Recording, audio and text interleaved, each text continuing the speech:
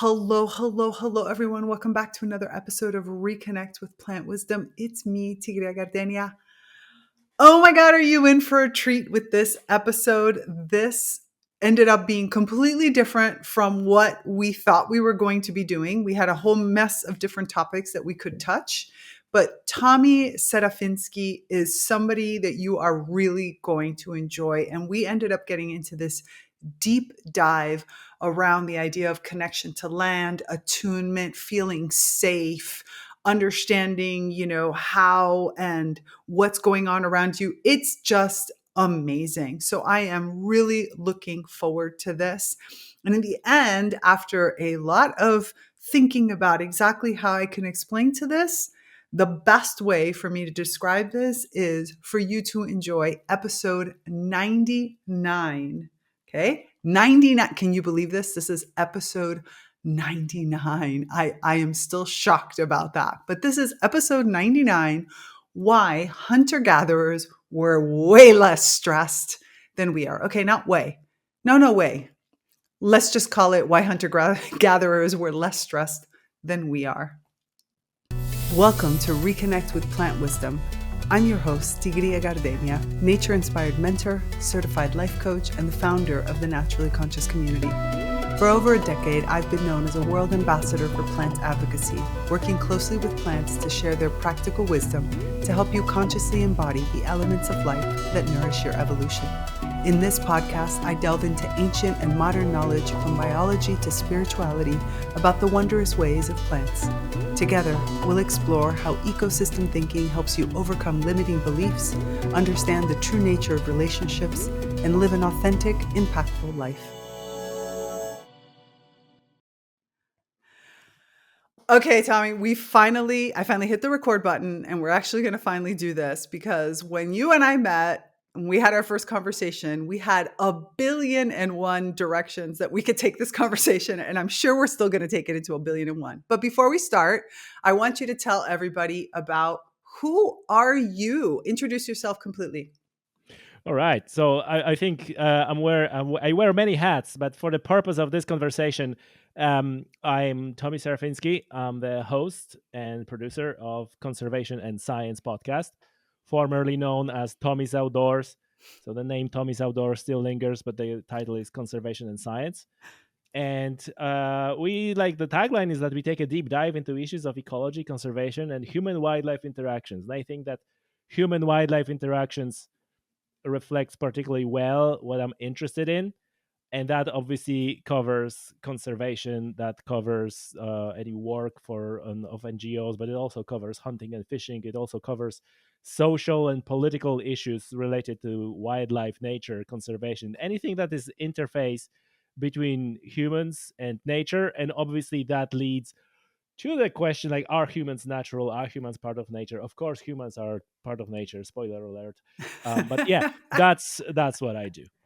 And I love that because that's kind of what drew me to you when I reached out to you. I really wanted to talk about this whole idea of humans and wildlife, and the idea of rewilding into a certain extent the human and really getting back into our wild roots. What does that actually mean? Why should we connect into that? And I was really excited to talk to you because, I myself a few years back started to get back in touch with the nature around me in that way, and wildcrafting and like going out and learning how to hunt, learning how to, take care and be a part of the land. And it opened up a whole series of different senses for me. Like the whole concept that I don't know how to explain it. It's such still hard words for me to kind of find, because it's almost like I found my true self in the fact of when I'm out there with that intention, with the intention of how do I live with and of the land.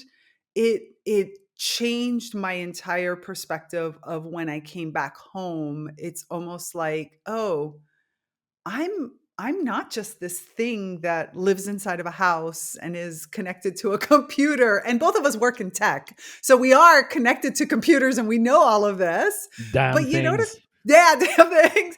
But it's like, I don't know. I mean, how did you get into it? Oh, this is an interesting question, and okay, I'm trying to give you like a short version that maybe for the interest of original programming that wasn't repeated in many other podcasts. Right. I usually um, describe myself as a city boy. I was born in Poland. Probably your listeners you guys can hear that I'm not a native speaker. And so I was born in Poland, and was born in a city at the time, second biggest city in Poland. Then I moved to Warsaw, which was the biggest city in Poland.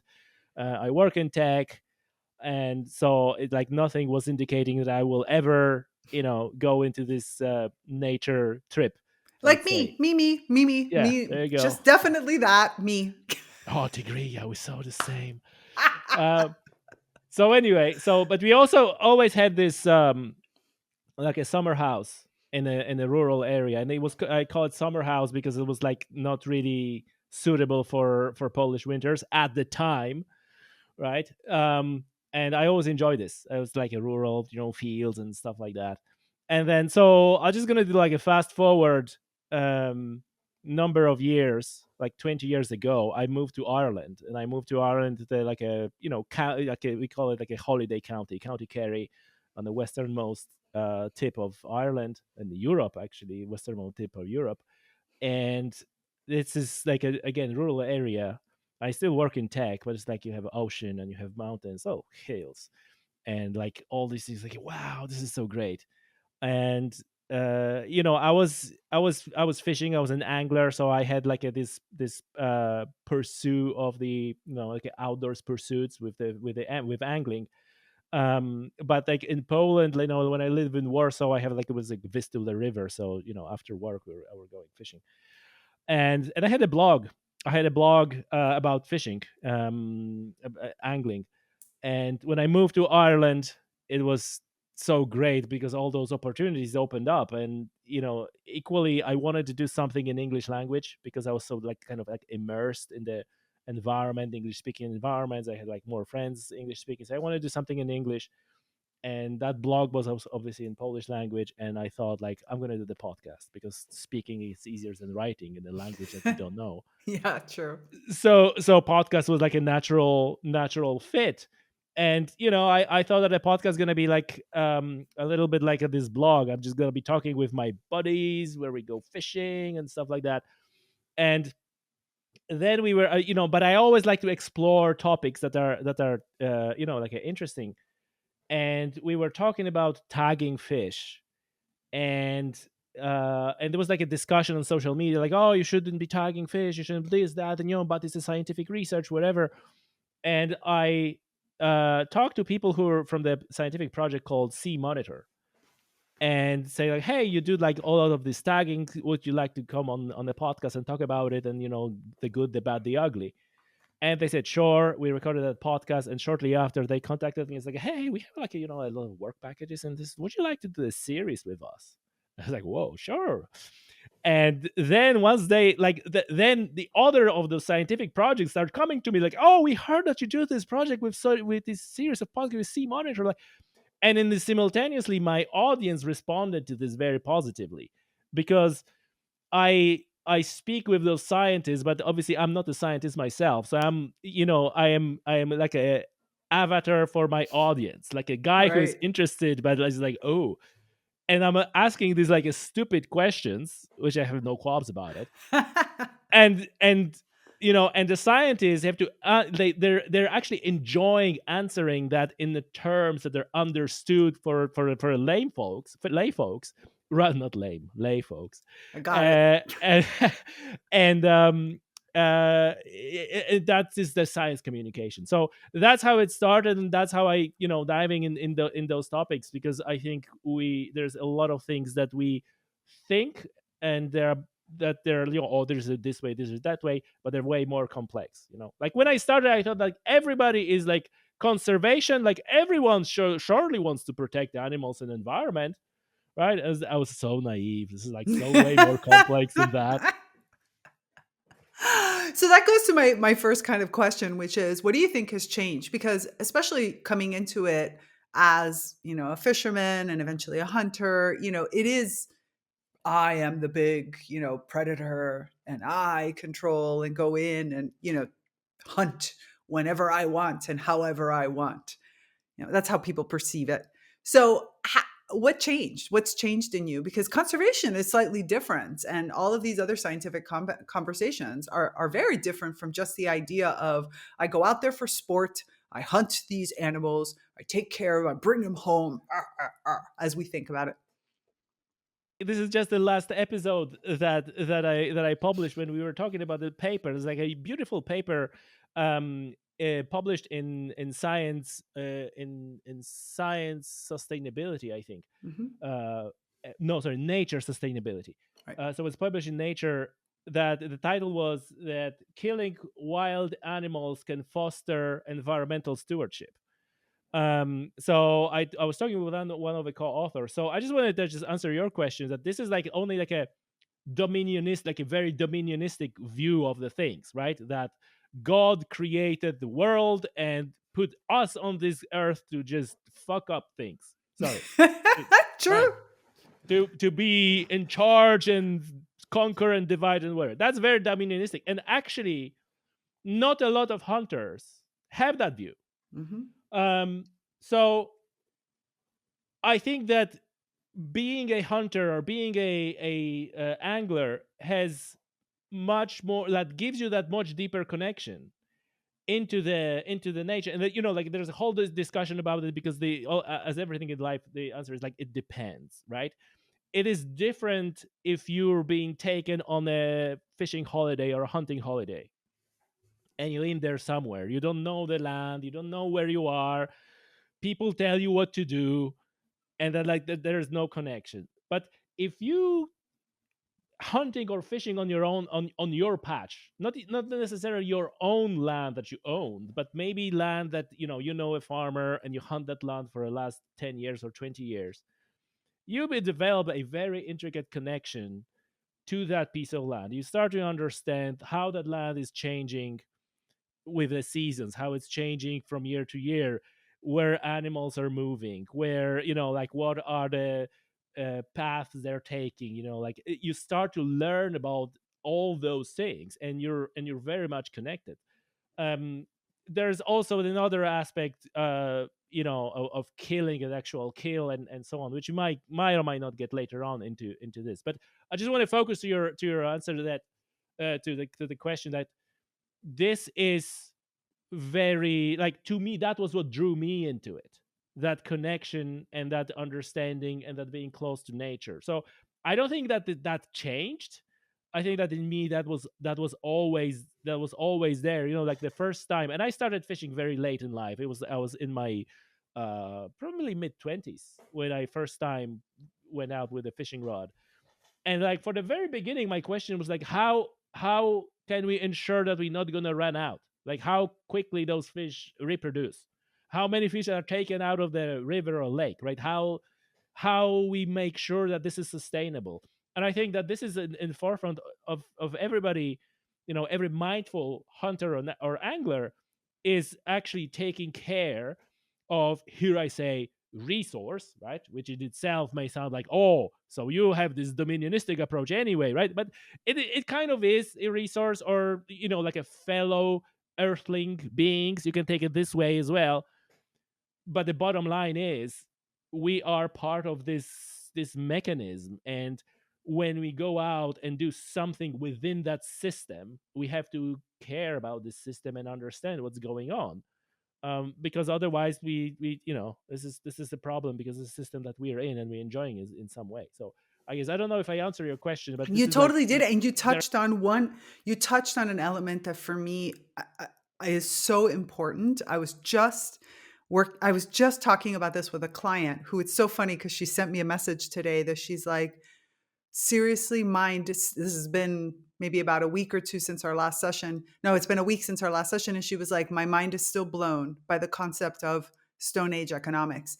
There's this wonderful book that's really more of like a large, it's not really a book, it's more like an extended research paper called Stone Age Economics, that talks about the concept that you touched on, which is that we tend to think of, in the hunter gatherer time frame, as people who were, you know, desperate and always worried about their food source and where the food source was going to come from, and hunting was this thing that was like stressful, when it's the complete opposite. From the research now is finally showing that hunter gatherers were actually much more relaxed because, like you said, they knew the land. They knew where every being was during the different seasons. So when they want, they could go out and hunt or gather, right? They knew where the berries were going to be. They knew where the edible plants were going to be. They understood the relationship, and their migration and their movements were not like searching, but more of in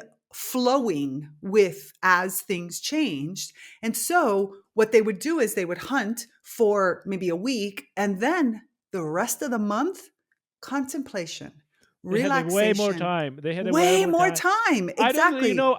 I don't remember exactly who was doing that research for the first time. And so I'm gonna be very light on facts in terms of names, right? But there was like this guy who did this research, Mhm.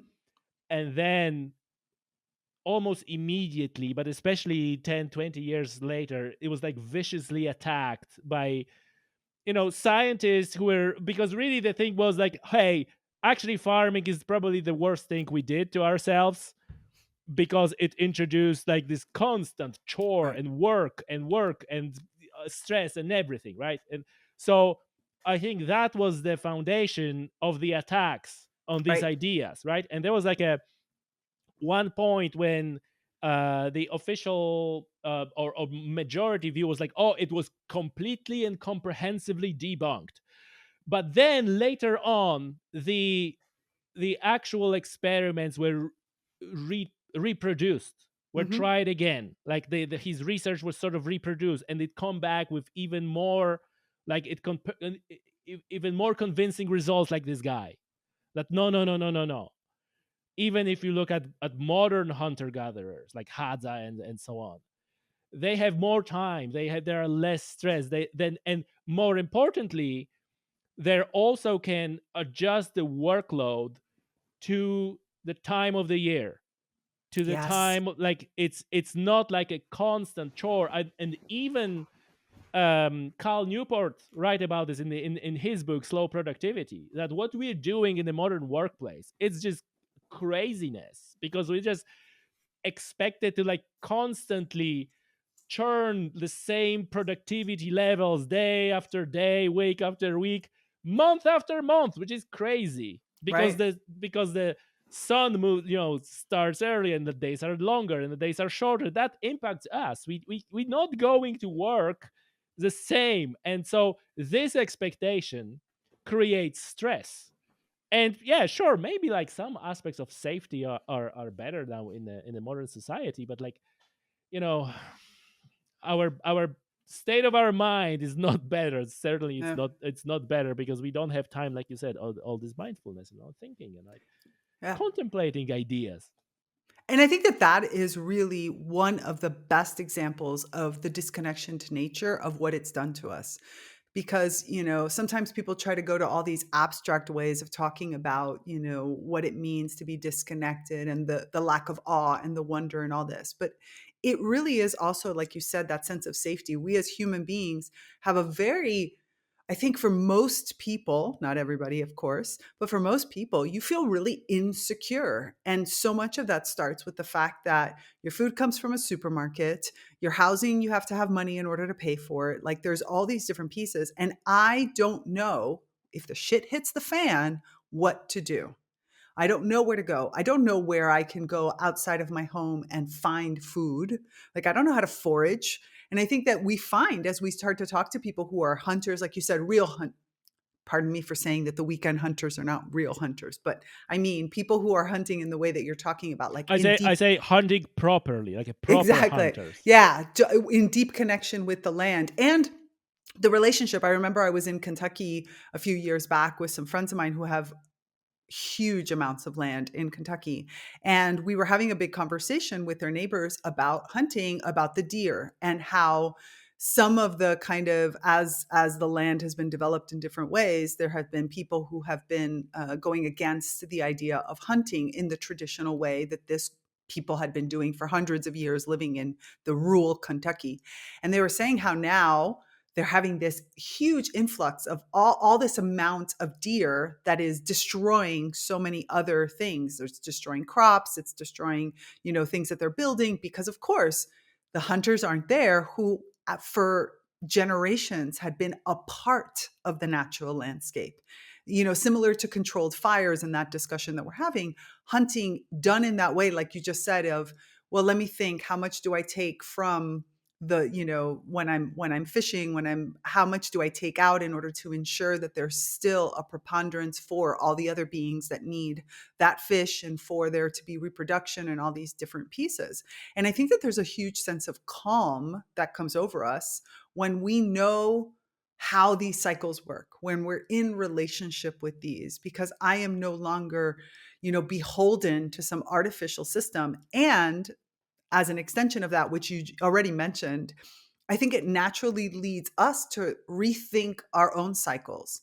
Like, wait a minute, it's freezing cold outside. So maybe I'm not supposed to be doing this, and this, and having the heat up to like 1,000 degrees, because that's not natural to my body. And therefore that's why I'm feeling so out of sync. I tell you a story about this. When I realized, how artificial world we created on very basic level, I decided that I will go and shoot a time lapse of a sunrise. Okay, and obviously it's never gonna work for the first time, because you need to figure out everything, your time, and you like all those things, right? So I was always, um I think, like, for argument's sake, I don't remember exactly, probably half an hour before sunrise, right? And I'm half an hour before sunrise, I'm setting up all those, things on the camera and whatever, and obviously I'm shooting it, and then it's crap, so I'm trying it next day. I'm half an hour before sunrise, and the third time, it like struck me, like, I am in nature, I am at the exact same moment. The sun is rising from the horizon, this big thing. It's just like exact same moment. But on my watch, that's a different time. Like, how does that work? Like, we created that thing that who gets to decide that it's like 8 a.m. or Right. like what? Like, no, like that big massive thing, and our Earth like orbits it. It's it's the same time. I can see it is the same time, same light. The birds are, waking up, and everything is like. And it's occurred to me, like, what is, like, how much is this disconnected, like artificially measured time, and we all decided, like, oh, we have to be at start work at 9 o'clock, but you look at the nature, and that's not the same time at all. It's just changing all the time. It was like, oh man, it like felt so unnatural to have this hour decided, but like it doesn't make sense. The sun is just rising like it did like 3 days ago, and to me I felt like I'm at the exact same time in this place. Let my watch was telling me like, no, no, no, no, you're at a different time now. Like, how come? It's like 3 days difference, and it was like, whoa. Yeah, and I love that, because I have that experience a lot. So I wake up really early, and I have a whole kind of routine that I do that's very calming, and I have the windows open. I never close my windows. It's just this weird thing. I sleep with the windows wide open, in the sense of no curtains or anything, and I like to regulate myself with the sunlight. Hmm. And I You wouldn't find sleep with windows open in Ireland, just saying.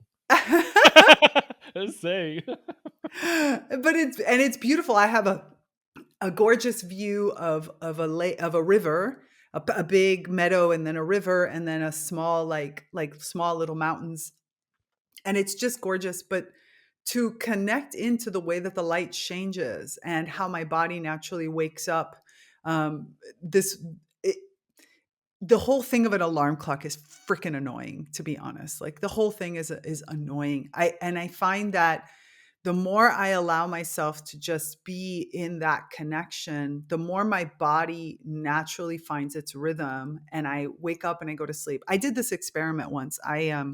I actually took a period of my life where I said I was not going to use an alarm clock at all. Luckily, I worked for myself, so I didn't have to worry about it.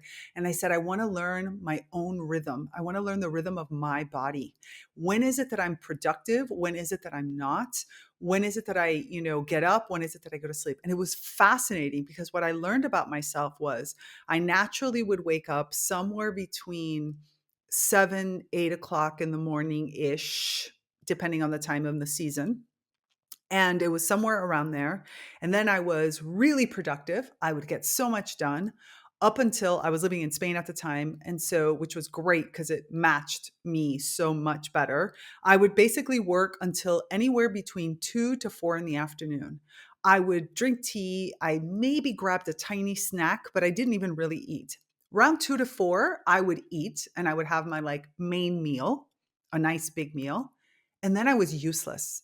I would try to go back to work, but I couldn't. I would take a nap. I did siesta, and I get along very, very well. I did siesta. I would maybe watch TV. I would relax. If I was home, like I wasn't going out or I didn't have friends or whatever, I would naturally pick up work again around 9 p.m. to 10 p.m. And I would work until about 3 to 4 in the morning, somewhere around that time. 3, 4, sometimes even 5. And that's when I would go to sleep.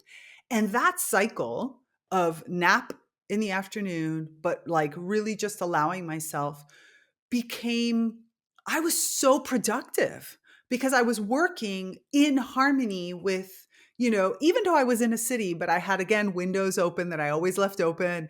And so I had this light that was coming through and I started to take walks and take the afternoon off. And it was fascinating to me that is, and that still remains. I am the most productive from the moment that I wake up to the moment that I kind of take a break. And when I take a break and I eat, I am useless, useless. Mhm. I So think there's a good body of peer reviewed neuroscience that would exactly tie this what you're describing into our hormonal rhythms and natural fluctuation in the body temperature and stuff like that. So it's yeah, absolutely. yeah, And like being put into this 9 to 5 kind of like it's like a direct violation of what what our body wants to do. uh, And but I think there is another thing, another side of that those who are in any sort of like a leadership position in the companies and so on, they need to be aware of those things as well, and adjust accordingly, not only to those things but also to individual uh predispositions of their people. right. And I think that this is another thing which I would tie into just simple understanding and observation, like you say, like observing what is going on, and like you observing what is going on in the land, you can the same way observe not only your hares and your foxes and whatever, your deer, but also people. Right. And even though people are in a different environment, you also observing them and you learn about them. And I think this is very important point, to just listen to your body first, to yourself first, but also listen and observe those around you. And that is the way of make life much better, both for you and those around you. Let's take a quick break so that I can share with you one of our ego conscious business partners. The first time I connected with a plant and actually received a response, I got chills. It's such an invigorating sensation when you make a breakthrough like that and realize just how connected we are and that we are nature. As a nature inspired mentor myself, I was super excited to stumble upon the Shift Network and its mission to empower a global network of evolutionary change agents. Talk about my kind of movement. There are so many inspiring thought leaders, healers, empaths, and other visionaries all under one roof, each one on an individual and collective mission to help you reawaken and co create a just and prosperous world. Check out the show notes and click on the link to learn more about the Shift Network. Consider enrolling in a course or two. Their programs are the perfect complement to your evolving naturally conscious life. Yeah, and that's exactly why I talk so much about this whole like inner plantness. And to me, your animal really tapping into your animalness is about reconnecting back to your instincts, connecting back to your movement, to how your actions affect not just yourself but others. And your plantness is exactly that, that observation, that presence, that awareness of what's going on around me. And we need both sides, right? We need to be able to be very aware of our body and of our way that we affect things with our movement and with our actions and the way that we react to things. And this is a really important part, tuning in to that instinctual nature that we have. And at the same time, that observation, that silence, that being in presence and being present is so important. And when we think about businesses and we think about that nature inspired approach, I completely agree that that's a big part of it. Your cultural shift. We in Damanhur, in our nuclears, our shared houses where we live, we talk a lot about the idea that this entity of nucleo gets created, right? This sort of spiritual, energetic entity that is created based on the characteristics of everybody that lives together and of the house itself. It's almost like this ever growing, ever evolving entity.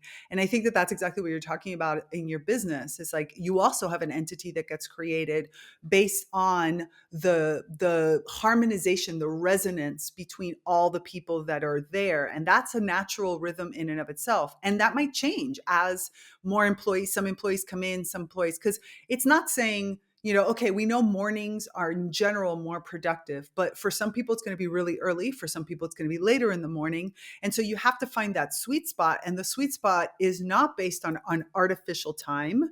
And it's not based on just arbitrarily saying, this is it. This is that disciplined approach, that dominion approach that you were talking about earlier of I dominate and therefore I set it and I say it's supposed to be that way. But if we were really looking at from a business perspective or from any kind of group activity perspective, what we're looking for is that sweet spot. We're looking to attune ourselves to the land. And in this case, the landscape is the actual office environment or what it is that we're trying to do, and to tune into that, to find that. Is it hard sometimes? Absolutely. I mean, when you've got a school, for example, of children and you're trying to find the time, you say, get in by 7 a.m. in the morning. But also then recognize that if you do start certain activities at 7 o'clock in the morning, don't bitch at the kids when they can't do it. Like, rethink when you do certain things. Sure, everybody has to get there in order to have a kind of general cohesion, but we need to start adapting and we need to start tuning in. And that's why I go back to people who are deeply connected to the land that they live in, like you're talking about, relating to hunters and anglers and foragers and stuff. I think it's almost like this exercise of your body, that you're a muscle of attunement that becomes much more refined, and you start to be able to see those small nuances. Hence why trackers are so good at being able to take the smallest disturbance and understand that, and applying those skills into businesses and group environments, I think can be just so powerful to help us reconnect back to the way our bodies naturally move and observe and explore things.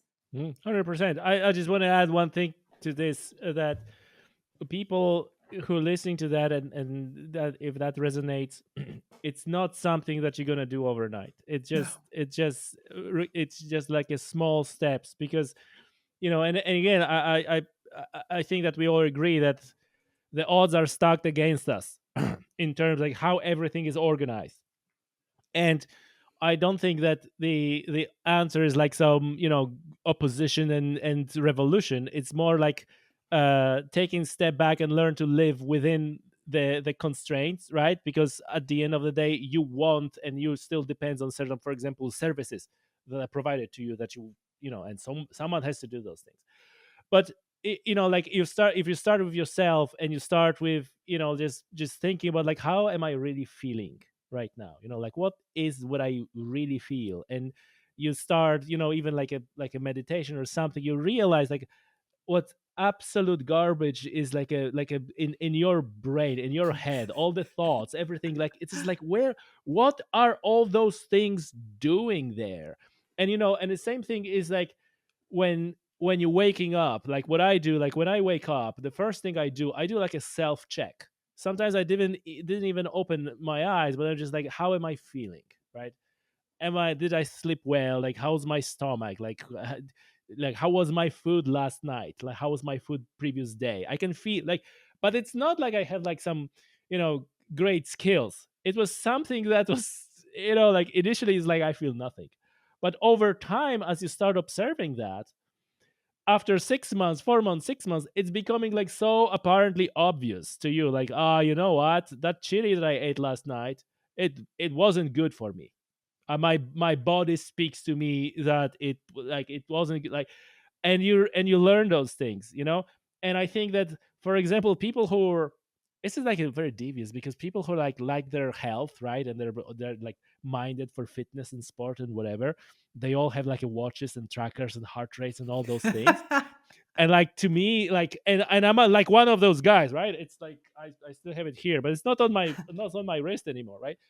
And like that actually takes away from a lot of this, like the old coaches and the old athletes, like they have this rate of perceived exertion, which Mhm. was the most important factor for them. Rate of perceived exertion, not your heart rate, not your FTP, not what your watch is telling you, like how do you feel about your activity. And that was very powerful. I think we start to see like a comeback to this, like I saw this meme, like there's a one runner, like a proper runner with the watch, whatever, and the other guy in the t-shirt and in the ponytail, hand in his pocket, and he goes to the run, like, how was your run?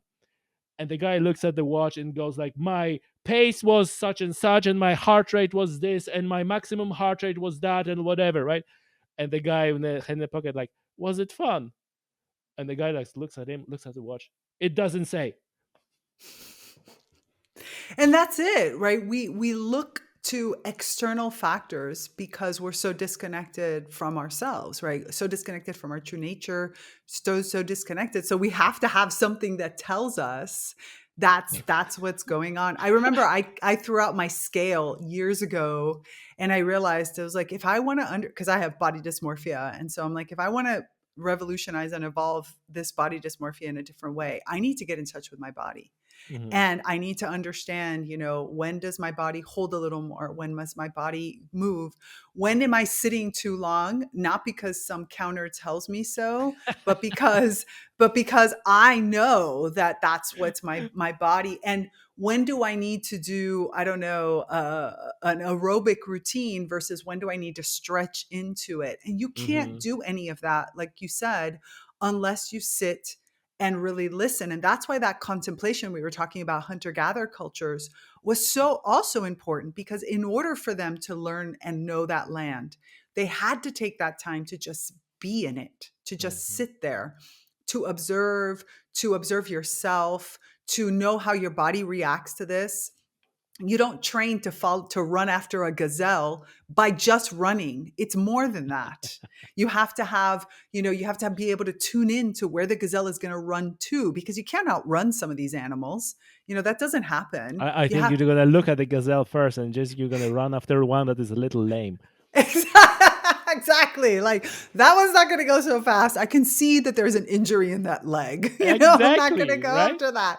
Exactly. And so, but I think that all of this, and I'm glad that you mentioned the whole point of, it's a slow process. I Hmm. cannot emphasize it is a process that requires you to observe. It requires rest. It requires for you to do something and try it, and then to give yourself time to feel what happens. And I love how you were saying that your body, you start to become in tune with your body. I always say that, the whole premise of being able to feel how food reacts to you. Stop looking at somebody else telling you carbs, no carbs, this, that, or the other. None of that stuff Right? matters. What Right. matters is, how does your body digest? Some people are naturally going to be more vegetarian. Some people are naturally going to be more carnivorous. Sometimes in different seasons of the year, you're going to be like that. So much of that is tied also to your relationship with the land that you have and how you digest what's coming in and from around that. And we spend way too much time like trying to disconnect from our bodies. I had Yeah, somebody who once looked. you tell me what I supposed to eat, what Exactly. time. Like, you tell me. I don't want to think about it. I just tell me what I think. Oh, like I'm saying, and the same goes, like the same goes for like a medical care. I always say, like, I am my best doctor. Right. Like I, like they have like a, they know the medications if I need or whatever, but that's up to me to go and say, like, this is what's going on, this is Right. what's happening. Because Right. they're like, just like, so it's like every aspect of it's just life, it's just life. I think that's a summary of, like, it's just life, just pay attention. Yeah, and that's it. And the more you're out there, and this is, I think, where it is important for you to spend time in nature. Now, that doesn't mean for all of us we can't go. There was a wonderful study called The Nature of Americans. It was a study that was done with over 2,000 Americans were interviewed, and they did all kinds of different aspects to understand the Mhm. relationship that Americans have to nature and also to conservation and all these different things. And what I found fascinating was that one of the big things that came up is that for adults, nature is out there. In other words, it's Mm. something that I have to pack the car and I have to go out and I have to make it an outing and make it a day. And there's this like Mhm. whole thing where instead for children, nature is whatever I see around me. Like, oh, look, something's growing out of the sidewalk. And oh my Mhm. goodness, I'm going to go sit Yeah. on the grass. And wow, look at this tree growing here. I'm going to go like climb Mhm. off the tree. Or, oh, the Mhm. house plant. I feel like it grew. Like Mhm. nature is not this Mhm. far away park or something. Nature is like all these little elements, and even how incredible learning how your own grass grows. Okay, you shouldn't plant grass, but if you have grass, if you have it, see how the plants grow, or even your house plants. Like,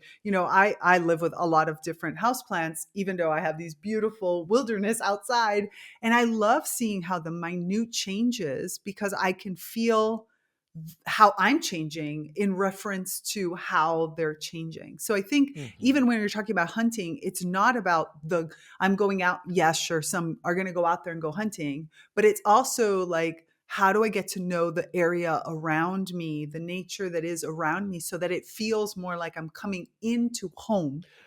Look, this is like everything. This is like very complex and multi-layered thing to talk about. Like what you mentioned about this disconnection of nature. Like, this is something that we talked about in episode about novel ecosystems, that we kind of like disconnected ourselves from nature. And like you said, like, we going to nature. Like nature, like we created this fence, right? And then nature is stuff behind the fence, and on that side of the fence is like where we have our safety. And so, like, and then from this goes like, oh, because that's dangerous out there, right? Right, So, that's the other piece.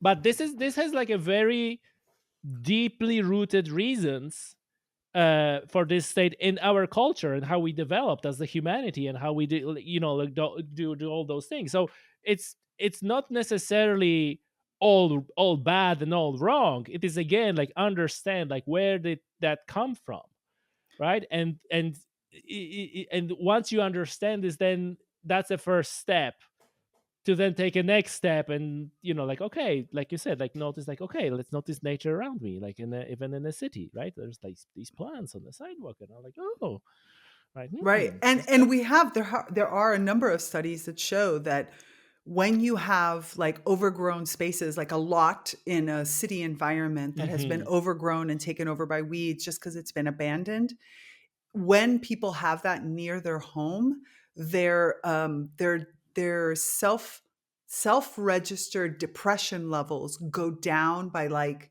Mm-hmm. 30 or 40%. It's Mm-hmm. incredible to see it. Mm-hmm. But I can tell you one origin of this type of disconnection. So I study under fantastic teacher and researcher, Dr. Stephen Pope, who works on mystical Hebrew. Being a Kabbalist, he kind of goes to the core of it. And he talks about, I had him first come because we're doing inside of the Naturally Conscious community this entire research into the Garden of Eden story, and kind of like looking at it through a plant lens, because you have, the tree of life as well as the tree of duality, or the tree of conscious. And he was saying one of the biggest, there's a lot of them in it, but one of the biggest mistranslations in the whole Garden of Eden story is the idea that the garden is a walled off space. He's like, it was never intended to be this closed garden in the sense of how we look at it today, which is a garden is this thing, like you said, that has a fence, or this thing where I work in. He says the garden was everything.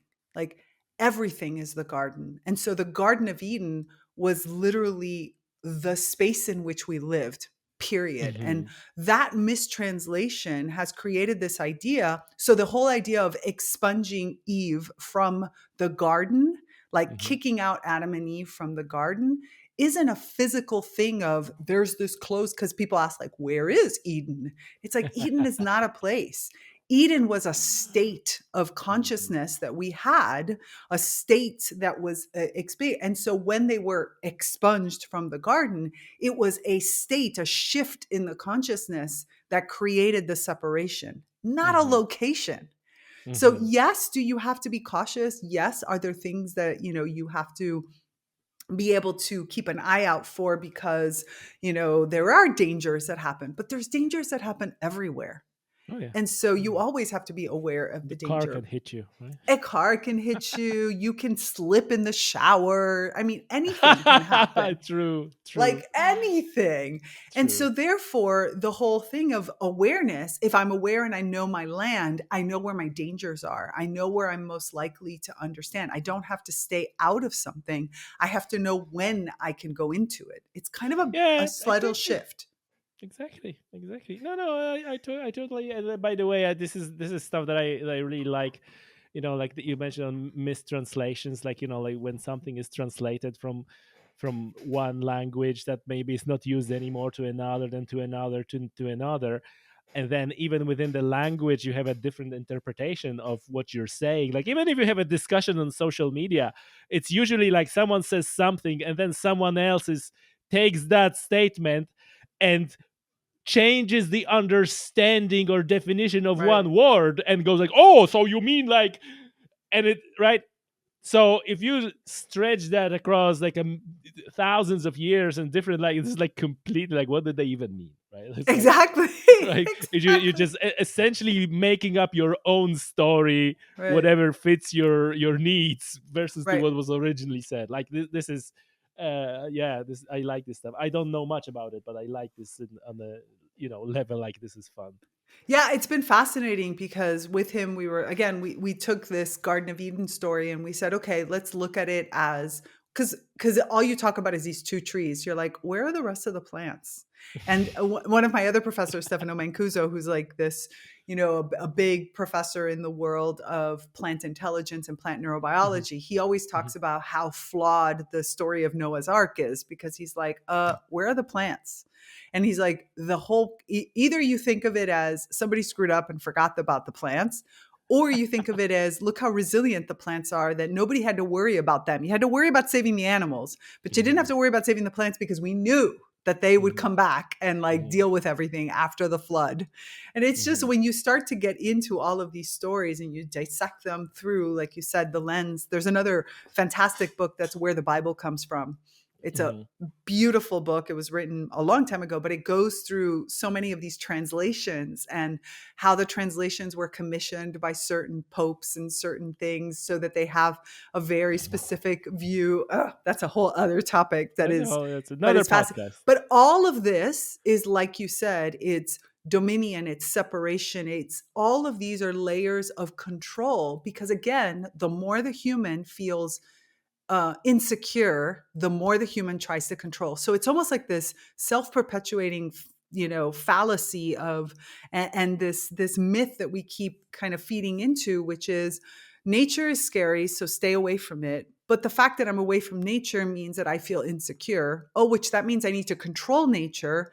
But the controlling of nature is what makes me feel disconnected from it. It's like this super Just circle that we keep going back and forth into. yeah, like an idea of controlling nature is such ridiculous thing. Like uh I would recommend the book called Wildlife in the Balance, and I recorded an episode with the author of the book, Wildlife in the Balance. I think the title of my episode is the same, Wildlife in the Balance. Simon Musto is a name, and he just it's a wonderful book about essentially it connects nature and biology and ecology to the physical processes, to the second law of thermodynamic, to entropy and balance of energy on the planet and so on. And it's a wonderful book because it real makes you realize that the powers at play are so ridiculously powerful that humans talking about controlling nature, or like this is just like it's stupid. It's fun. It's funny. Like a little kid. Like, what do you want to control? I mean, like Exactly. the whole thing governs is governed by second law of thermodynamic and the entropy and all those things. And the animals are, they are able to move a little bit entropy back, but not really, because they're taking energy from the environment as well to do that, right? On a very basic level. So then, like, someone rolls in, it's like, oh, we're gonna like, no, you won't. You No, you can't. won't. Exactly. It's like, stop it. Just stop it. That's just dumb. But that's exactly how we are. That's our thing. It's funny because we started to, so since we have adopted kind of Robin Wall Kimmerer's suggestion to use plant pronouns, right? Or pronouns for nature of ki and kin instead of it, to get away Hmm. from the it. We had this big discussion inside the naturally conscious community around the word kingdom, right? The plant Hmm. kingdom, the human kingdom. And I know it's like minxy words, but it does start to shift the way you think.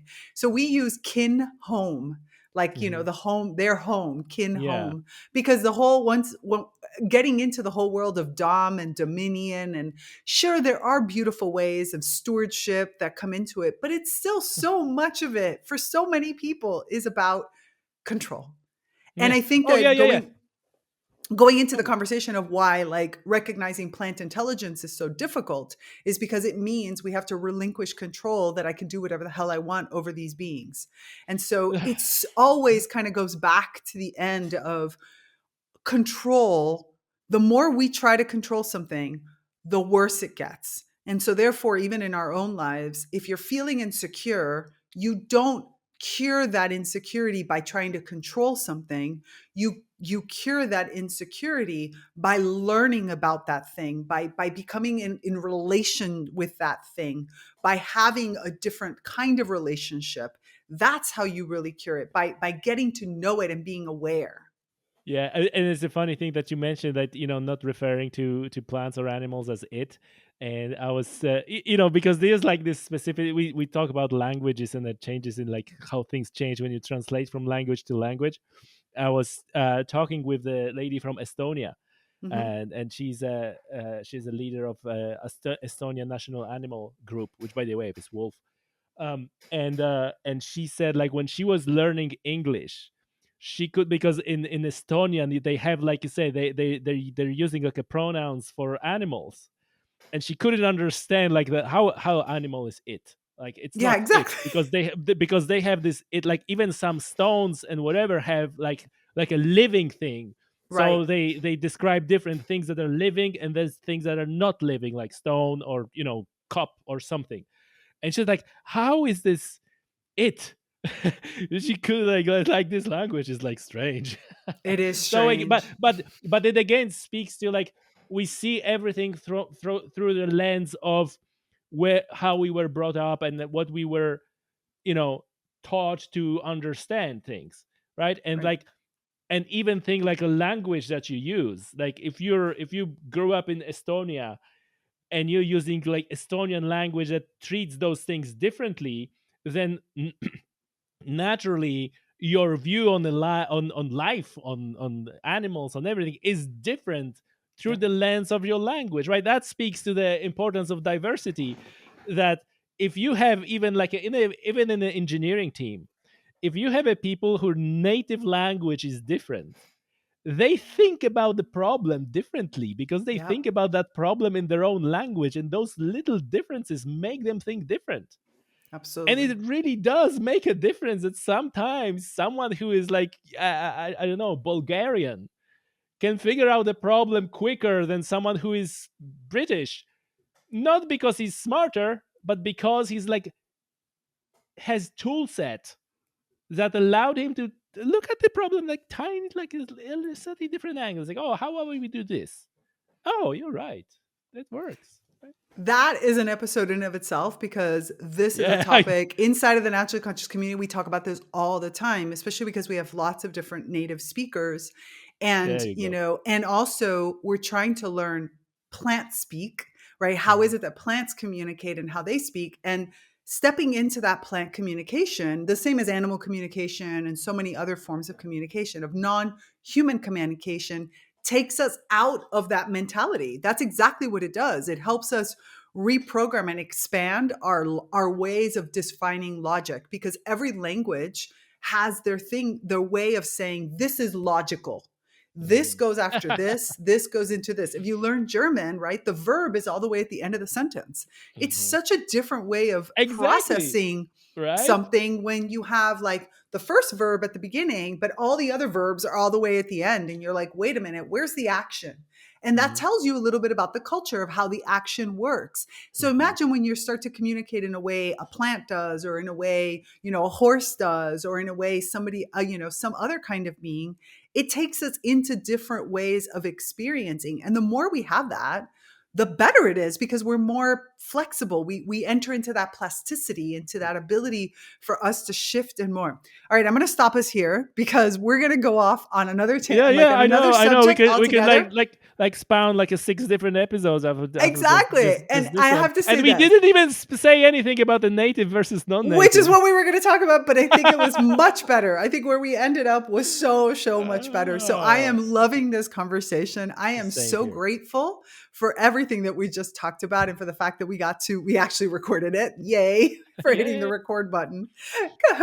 And I'm super excited about this. Where do people find out more about wait, you changed the name of the podcast, so you have to say the new name of the podcast. I was going to use the old one, but I won't say it. Which Tell me the one? new one. Uh, Conservation and science. yeah, so you just made it Conservation super and science. easy. Conservation and science. Yeah, I always say like, how do you find me? Like on this very app and very place you're listening to this podcast right now. Just go in there and search for conservation and science once you finish listening Perfect. to this. That's it. Exactly. I like it. I like it. That's super easy. Thank you. Thank you. Thank you so much for this. This has been fantastic. And for all of you that are listening, I hope you enjoyed everything that we talked about, and links to also his podcast, so you can search for it even within the show notes themselves. We'll give them to you. Plus, if you want to continue conversations like this, you know where to go, which is the Naturally Conscious community. This is the space for us to talk about the change in vocabulary, the reconnection with the plant world, and to all of these different small nuances, and to have you a safe space where you can slowly make these changes and integrate them into your body. And of course, if any of this subject matter, resonates with you, you go check out Tommy, and also come and check out all the work that I'm doing. And if you'd like to bring this deeper into your life, I'd love to talk to you about one-on-one, mentorship and coaching. So if you're craving deeper support, know that there is an ecosystem filled here for you to support you through this process. But that's pretty much it for this episode. Remember to resist the urge to hold back your emerging green brilliance. We're out of here. Bye. Thanks for tuning in to this episode of Reconnect with Plant Wisdom. To continue these conversations, join us in the Naturally Conscious community, your premier online ecosystem for plant reawakening and accelerated evolution and co-creation with other kin.